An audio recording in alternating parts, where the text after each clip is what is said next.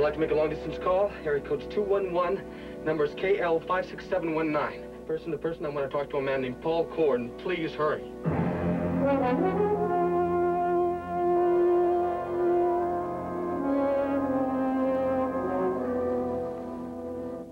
But that wasn't our problem. We needed proof. We knew when the heroin was supposed to be dropped. We thought we knew where. So I decided to film it. Cord's way. Watch.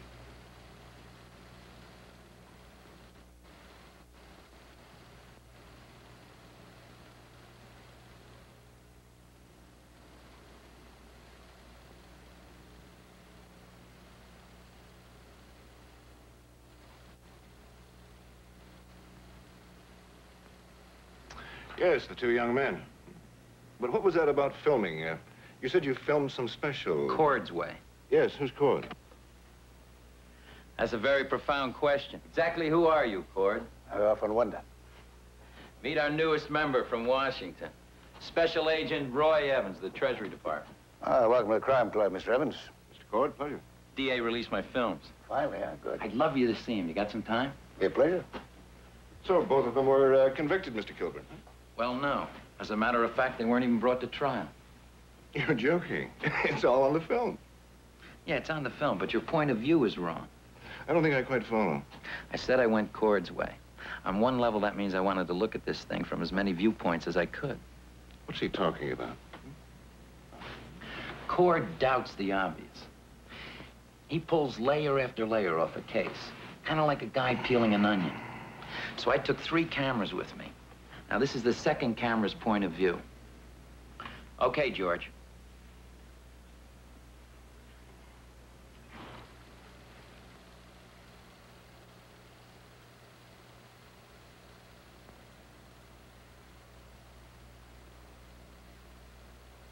$1 bill. $1 bill. That's the same scene from a third point of view.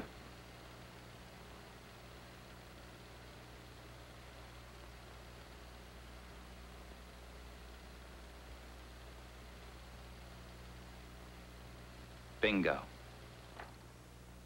Now, don't tell me there was no conviction off that film. 1 to 10 for the both of them. Telephone for Mr. Cord. George, take it outside. Very good, Jack. Very good. Listen, I hope I'll see you around the club now. Bye, Miss Evans.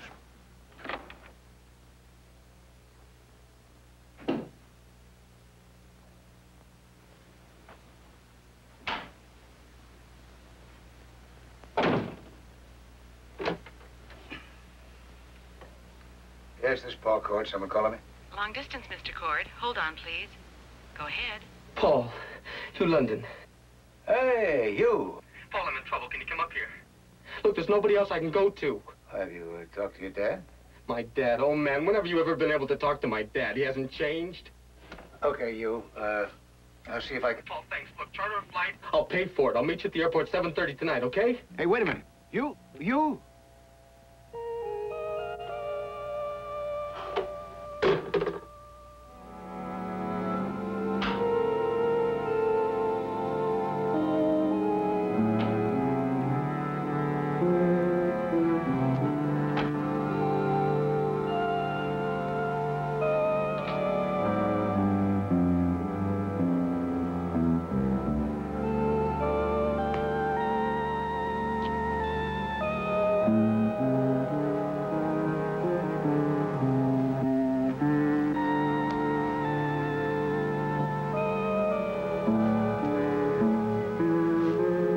Incredible. Roger. I didn't see you there. Not very observant for a private detective. Do you mean to tell me that out of the 7,000 authors represented in this room, you can't find one to solve your problem? Frederick. Yes, Judge? Black coffee for Mr. Cord. I'll have another glass of buttermilk. Of course, sir.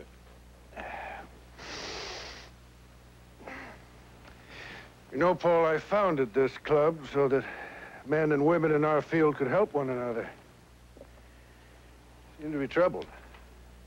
Tell me about it. No wonder you were such a success on the bench. You read minds. Emotions, not minds. Just got a phone call a few minutes ago from you, London. Oh? The boy's back in town, then? No, he called from Santa Luisa. Wants me to fly up. That might be very pleasant for you. How long has it been since you've seen the place? Well, I left there right after my wife died, but I went back a couple of years ago. Just for a few hours. Strictly on business. You know, Paul, you've never told me much about Santa Luisa. Oh? No? Or about Hugh London, or how you happened to meet him. Well, I guess it all started way back with his grandfather, Gerald Price. He was a big shot in town, big multimillionaire. Manufactured glassware. My mother worked for him as a housemaid. I worked for him, too, after school. Sort of took the place of my father. And then later, after I got out of school, he wanted me to come into business with him. He wanted me to come into his house. He wanted me to marry his daughter. Who was as ugly as a bucket of frogs, no doubt. Denise was the most beautiful thing I ever saw. What was the matter? Thank you. I don't know. I was very shy as a kid, and she was the boss's daughter.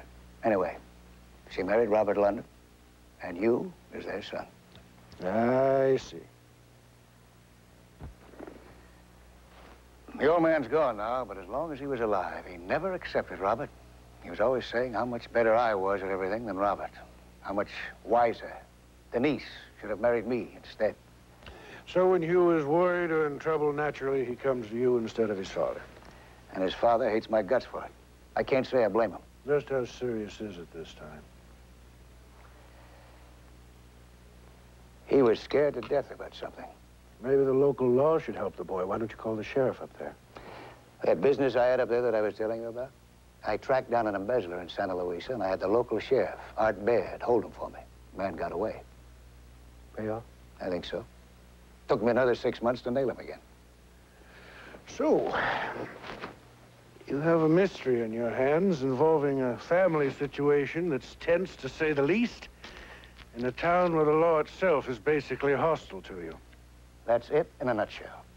Now, how should I handle it, Judge? With kid gloves. Discretion. Patience. And you wouldn't advise a friend to back away from a problem like this? I wouldn't have a friend who'd back away from a problem like this.